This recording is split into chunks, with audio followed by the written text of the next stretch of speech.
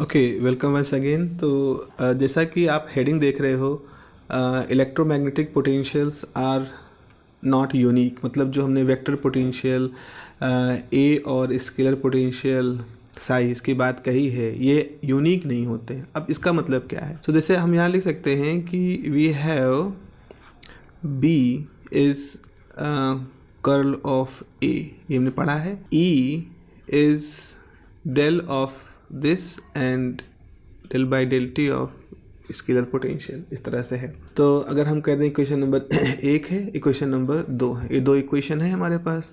यहाँ पर यूनिकनेस का मतलब, नॉन यूनिकनेस का मतलब ये है कि अगर if A and psi are given, अगर ये दो टर्म हमें दिए गए हैं, तो इक्वेशन नंबर 1 और 2 में अगर आप a की वैल्यू रखोगे और साई की और a की वैल्यू रखोगे, तो if a and psi are given we get unique value of किसकी वैल्यू पा जाओगे? इलेक्ट्रिक फील्ड की और मैग्नेटिक फील्ड की। सो अगर आपके पास a दिया है, स्केलर पोटेंशियल दिया है, तो आप इलेक्ट्रिक फील्ड और मैग्नेटिक फील्ड की यूनिक वैल्यू पा जाओगे। बट अगर आपके पास E दिया है और B दिया है, then you will never get unique value of A and phi. तो इसका मतलब है कि A और फाई की वैल्यू हम नहीं पा पाएंगे यूनिक, अगर हमें ई और बी की वैल्यू दी गई है। तो इक्वेशन यानी कि ये ऐसा है कुछ कि एक तरफ से तो यूनिकनेस एग्जिस्ट करेगी। कैसे एग्जिस्ट करेगी? स्केलर पोटेंशियल, वेक्टर पोटेंशियल दिया है तो आप बिल्कुल यूनिक ए और बी की वैल्यू आप प्राप्त कर लोगे। लेकिन आप सोचो कि हमने इलेक्ट्रिक और मैग्नेटिक फील्ड हमारे पास मालूम है, तो हम ए की यूनिक वैल्यू पा जाएं, ऐसा नहीं होगा। यूनिक वैल्यू का यही मतलब होता है किसी भी रास्ते से उसको ढूंढा जाए, वही वैल्यू आपके पास आए, तो उसको यूनिक वैल्यू होती है। तो अब यहाँ पर हम देखेंगे कि ये यूनिकनेस क्यों नहीं है और इस यूनिकनेस की कंडीशन का कारण क्या है। इस यहाँ से हम एक कॉन्सेप्ट डेवलप करेंगे, इसे हम कहेंगे लॉरेंज गेज कंडीशंस। हम यहाँ से निकालेंगे, तो लॉरेंज गेज कंडीशन यहाँ से हम लोग ढूंढेंगे। आइए देखते हैं कैसे ऐसा होता है। अच्छा देखो, हमें मालूम है कि बाई इक्वेशन 1 बी जो होता है वो डेल क्रॉस ए के बराबर होता है। अच्छा, अगर हम इसमें कुछ जीरो ऐड कर दें तो क्या होगा? मतलब हमने ए में जीरो ऐड कर दिया तो क्या होगा? अब जीरो कैसे ऐड करोगे? ऐसे ऐड करोगे, मान लो a है, a में हमने एक वेक्टर क्वांटिटी और कोई स्केलर साई को ऐसे कर दिया। ग्रेडियंट है तो हमने यहाँ पर क्या जोड़ दिया? हमने यहाँ पर ग्रेडियंट ऑफ साई जोड़ दिया, साइज एनी स्केलर फंक्शन। इससे फ़ायदा क्या होगा? इससे फ़ायदा ये होगा कि अगर आप इसका कर्ल लोगे तो क्या हो जाएगा? डेल क्रॉस ए आएगा और दूसरा हो जाएगा डेल क्रॉस डेल साई। अब दो वेक्टर का क्रॉस प्रोडक्ट हमेशा जीरो होता था, जीरो हो जाएगा और इसकी वैल्यू b आ जाएगी। तो इसका मतलब है कि अगर हम b की जगह पर b बराबर del cross A plus gradient of psi, अगर ये जोड़ दे तो भी b ही आएगा, है ना? तो ये भी एक वेक्टर हो जाएगा, उसमें हमने एक वेक्टर जोड़ भी दिया। अब पुट कर सकते हैं, पुट इसका मतलब है पुट कर दो a dash is equal to a plus del of psi. भाई इस बात को समझो, लॉजिक को। वेक्टर के अंदर की चीज क्रॉस प्रोडक्ट के साथ b ही तो देगी, तो हमने ऐसे लिख दिया, इस चीज को ऐसे लिख दिया। तो हम क्या लिख रहे हैं? हम यहाँ पे लिख रहे हैं कि हमारा b जो है वो है डेल क्रॉस ए डैश। अब यहीं से आपको समझना शुरू कर देना है, यानी कि b के लिए b निकालोगे, a से भी निकाल सकते हो, b की वैल्यू तुम a डैश से भी निकाल सकते हो। हालांकि a is not same as a dash, भाई ए इतना था और ए डैश उसमें कुछ ऐड करके हुआ तो कुछ तो चेंज हुआ, लेकिन हम उनको यूज करके बी वही निकाल रहे हैं। तो आप ए की वैल्यू तो चेंज कर सकते हो, ए ले सकते हो, ए डबल डैश ले सकते हो, साई की जगह पे आपने कुछ और लिख लिया, इसको कुछ और मान लिया तो भी आपका ए निकल आएगा। आपने साई को आपने कुछ जाई और कुछ थीटा ले लिया, ऐसा भी कर सकते हो, तो एक नया ए डबल डैश आ जाएगा। बट बी जो होगा वो हमेशा उन नए क्वांटिटी के हिसाब से चेंज नहीं होगा, वो वही का वही रहेगा। तो यही हम कह रहे हैं कि अगर हमें ए मालूम है तो हमेशा बी को यूनिक निकालेंगे, लेकिन हमें ये नहीं मालूम कि ये बी ए से निकाला जा रहा है कि ए डैश से निकाला जा रहा है कि ए डबल डैश से निकाला जा रहा है। ये हमारे सामने प्रॉब्लम रहेगी। चलो, तो अभी हमारे पास क्या है कि now we are using A dash instead of A, so A is equal to this type of thing, इस तरह से आ गया। तो देखिए बच्चों, हमने ये कंडीशन यहाँ पर निकाल ली है, ये कंडीशन निकाल ली है। तो अब आप लिखोगे बाय इक्वेशन, कौन सी इक्वेशन आप लिखोगे? अब यहाँ से हम क्या लिख सकते हैं, अगर हमें ए निकालना है, ए लिखना है, तो ये किसके बराबर हो जाएगा? ए इक्विवेलेंट हो जाएगा A dash minus del of psi. भाई इसको हम इस तरफ ले जा कर के इस तरह से लिख पा रहे हैं। सो बाय इक्वेशन, इक्वेशन क्या है? E is equal to minus del of this minus del of A by del t, ऐसे लिखोगे। तो इसकी जगह पे लिख सकते हो del of psi minus del by del t, इसे लिख सकते हो A dash del of this function. यहाँ हो जाएगा del of this minus del A dash by del t minus minus plus del of psi over T.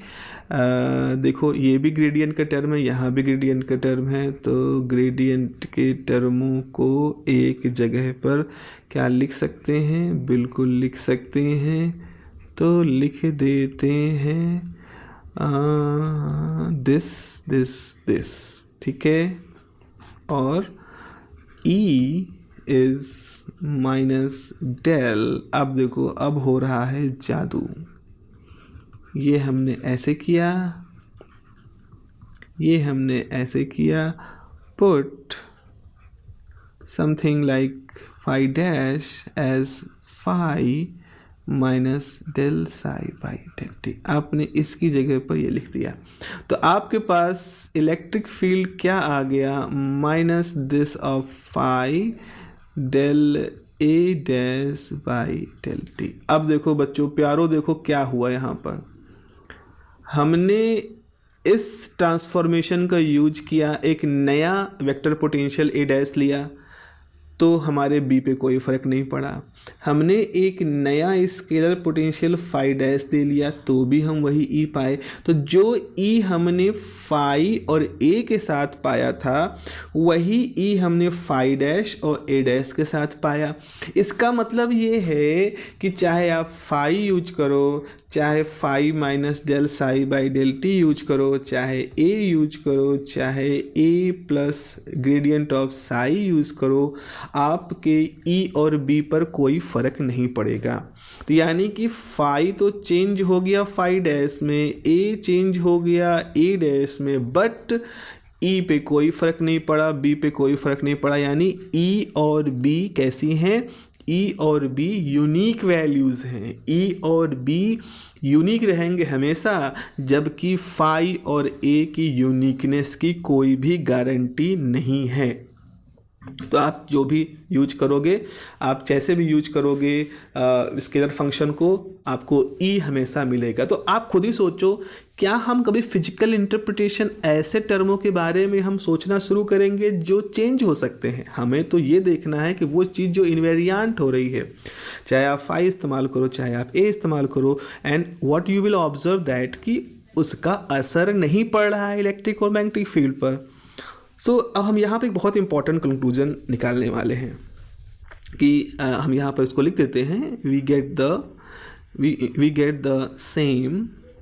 यहाँ से conclusion क्या है? We get the same field, we get the same field whether use A psi और A dash या psi dash, हम same पाएंगे। So field E and B are always unique. तो ये जो होंगे ना, ये हमेशा यूनिक रहेंगे, इनमें कोई चेंज नहीं आएगा। तो इसका मतलब ये निकल के आता है कि द फिजिकल, इसका मतलब यहाँ समझो तो the physical meaning of A and psi are irrelevant. भाई कोई मतलब ही नहीं है उसका ना, उसकी फील्ड, उसके हम उन पे हम परेशान हो रहे हैं कि इसका फिजिकल मतलब क्या है। ये टूल की तरह समझो भाई, ये टूल हैं। इन टूल की सहायता से हम बिना मैक्सवेल इक्वेशन के वन डायमेंशनल इक्वेशन को सॉल्व किए, बिना मैक्सवेल इक्वेशन के रास्ते को फॉलो किए, हम बी को निकाल सकते हैं डेल क्रॉस ए दे करके, ई निकाल सकते हैं minus del phi upon del A by del t करके, जो हमने इससे पहले निकाला है। तो it is just a way, a tool to calculate the E and B. So meaning किसकी हमें हमेशा ध्यान में रखनी है? फील्ड की, not the potential are just the tool in this case. तो अब हमने जो ट्रांसफॉर्मेशन इक्वेशन किया, तो द ट्रांसफॉर्मेशन इक्वेशन जैसे कि a dash is equal to a plus something like this and b and phi is equal to something, phi dash is equal to phi minus del psi by del t. These are the, इन्हें कहते हैं gauge transformation equation. This is called the gauge transformation equations.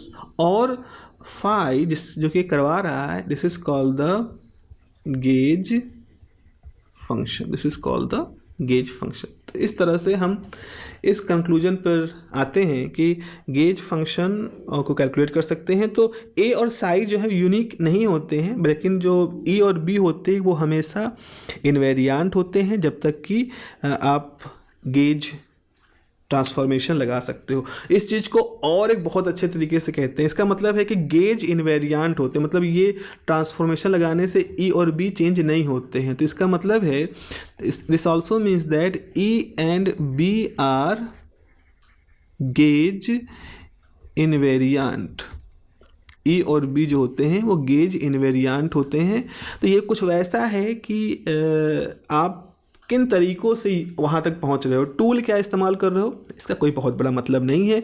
मतलब ये है कि आप gauge invariant से tool कुछ भी इस्तेमाल करो, मतलब ये है कि आपको फील्ड वही मिलेगी। ठीक है, तरीके हैं, मतलब कुछ ऐसे समझ लो कि आप घर से चले, आप किसी डेस्टिनेशन तक है, आपको होटल तक जाना है, रेस्टोरेंट तक जाना है, ये आपका होम है। आप इस रास्ते से चले, आप इस रास्ते से चले, आप किस रास्ते से चले, आप पहुँचे होटल। तो रास्तों का बदलाव हो सकता है, हम घूम के आ रहे हैं, हम फ्लाईओवर से आ रहे हैं, हम पानी के रास्ते आ रहे हैं, ठीक है, हम पानी के रास्ते से आ रहे हैं, यहाँ पानी है तो, बट हम पहुँच कहाँ रहे हैं। तो यही हमारे लिए मतलब है। इस तरह के जहाँ हम पाथ इंडिपेंडेंट सा कुछ हो जाते हैं, इस तरह की चीज़ को एग्जैक्ट बिहेवियर कहते हैं, और वो भी मैथमेटिक्स का एक बहुत इंपॉर्टेंट टूल है। तो चलिए भाई, यहाँ से हम रुकते हैं, और ये हमारा एक टॉपिक ख़त्म हो रहा है गेज ट्रांसफॉर्मेशन का और गेज फंक्शन का। Okay, take care, have a nice day, bye bye.